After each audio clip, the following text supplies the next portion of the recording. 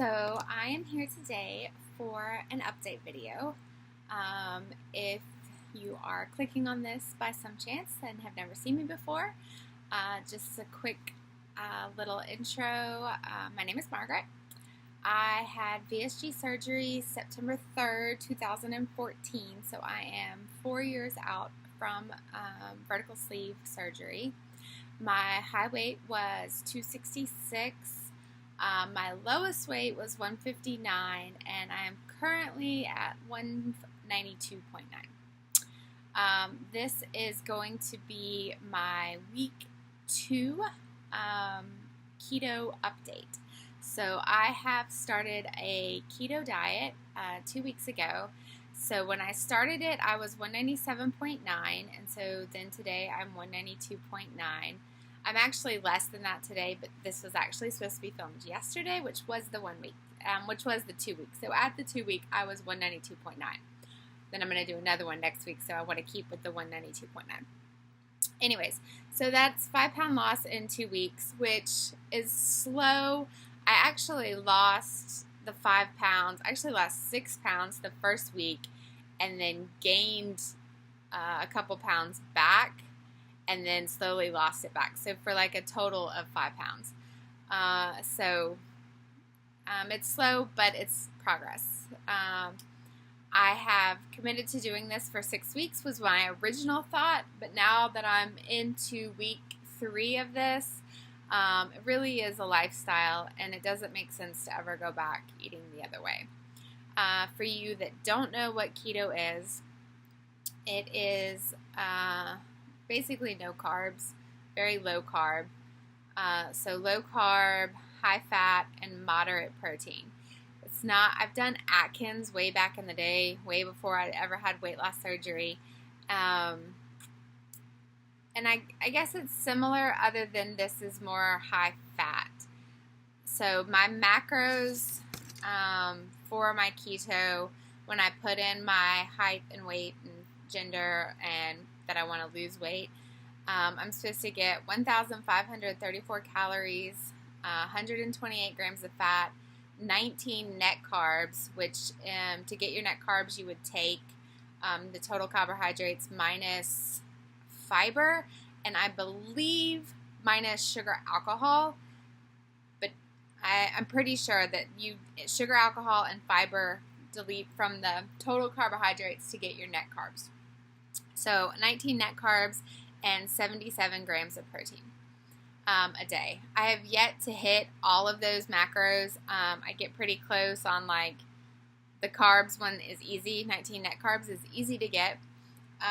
The protein one, I've gone over on protein and then still not had enough fat or enough calories. I don't think I've ever hit the calorie one. So a few things that I've added to try to get the calorie and the fat up is bulletproof coffee in the morning, which is just my coffee. I put some heavy cream, and then I have these packets of MCT oil. So my morning coffee has like 30 grams of fat in it. And TMI, in case you want to try the bulletproof coffee, have a bathroom close by, because I think it's called bulletproof because that's how fast it runs through your body. I'm just saying.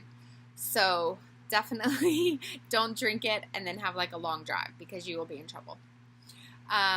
So I've been doing that, and then basically just really trying to eat clean, not just like high fat and protein. Like I'm trying to stay away from anything fried.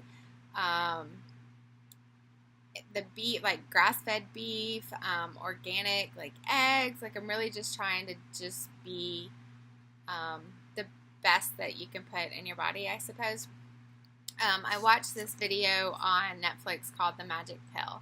And if you haven't watched it, I suggest that you go watch that, because it really goes into detail of what your body is meant to do and why the majority of everybody is overweight, because of all the processed food that we eat. Is basically your body wasn't made for that. You know, it doesn't know how to process that. It doesn't know what it is.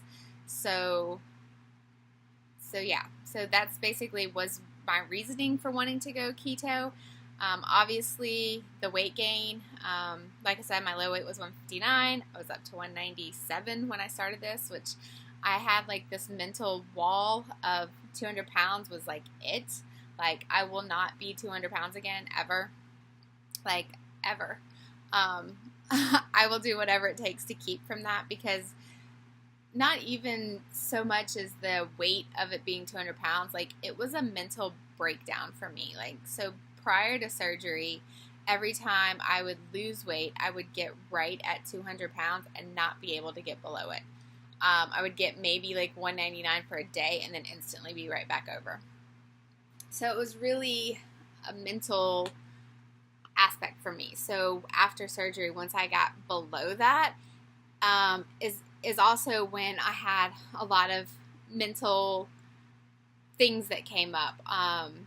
Prior abuse and the whole reasoning as to why I was overweight in the first place, and just a lot of junk that I had to deal with, and a lot of counseling. So I just don't ever want to go back over that wall, because I feel like that's where I start to hide things, or not hide things internally. And I don't want to ever do that again. So now that I've turned my fan off and you can probably hear me, I was going to go back and re-record it, but you know what? Next week will be better. I'm so rusty in making these videos. I have not been on it in years. I throw these up randomly from month to month, but I have committed to myself to really get back and do the weekly updates, because I needed that for myself. And really, I don't even care if anybody watches it. It's more just accountability of myself to say, hey, this is what happened this week. This is what didn't work. This is what did work. And if it helps anybody else along the way, then that's awesome. So really, that's it. I think next week I'm going to show you some of the foods that I really have got me through, like my go-to foods, my snacks, and just as I progress, the things that I've learned about keto, how I feel. I will say that this is starting week 3. I want to say this is day 16, I think day 16, 15, 16, and I feel so much better. Like I said, I'm only down 5 pounds, but I feel so much better. I did get a little bit of the keto flu, which very, very tired, lethargic, but I really am committed to just sticking with it and working through all the ups and downs, and not getting off plan. Even when I cheat, like I had what I consider like a cheat meal on Sunday, and it was wings, which were still no carb, but they were fried, and it wasn't really healthy. But it's still, even my cheat meals are still not going to be carbs. I'm not going to go and have a cheeseburger and french fries. Like, I'm just not. I'm trying to find some healthy alternatives. Really gotten into experimenting with cauliflower. Tried it in the past. I didn't like it. I have tried it again, and I have found a couple of hacks that have made it really actually taste like potatoes. Go figure, especially the mashed cauliflower. So I'm experimenting with stuff like that, and we'll just see where it goes on this journey. Like I said, I'll just be checking in once a week. They might be short, they might be long. I don't know. Depends on how much I feel like talking that week. So anyways, thanks for checking me out. If you haven't already, subscribe. And yeah, I'll see you next week.